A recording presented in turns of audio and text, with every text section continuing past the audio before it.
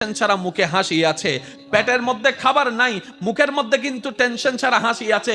যার উজ্জ্বল দৃষ্টান্ত এই পৃথিবীকে চাক্ষুষভাবে দেখিয়ে দিয়েছেন কারবালার ময়দানে ইমাম আলী মাকাম ইমাম হুসাইন রাদিয়াল্লাহু তাআলা, সুবহানাল্লাহ। পরিবার সবাই শত্রুদের তীরের ভিতরে ছিল, তলোয়ারের ভিতরে ছিল। কাফেলার মধ্যে খাবার নাই কিন্তু মুখে কোনো টেনশন নাই, পানি নাই কিন্তু মুখে কোনো টেনশন নাই, পরিবার শহীদ হচ্ছে মুখে কোনো টেনশন নাই। জগৎ জিজ্ঞেস করে, ও ইমাম হুসাইন, এই কঠিন মুহূর্ত আপনি এত খুশি মনে আছেন কিভাবে? ইমাম হুসাইন উত্তর দেয়, আমার মাওলা তো আমার সাথে আছে, আমার টেনশন করার দরকার কি? হাসরের ময়দানে অনেক বস হিসাব দিতে ব্যস্ত থাকবে, ওই কোম্পানির দারোয়ান আল্লাহর দয়া নিয়ে জান্নাতে চলে যাবে।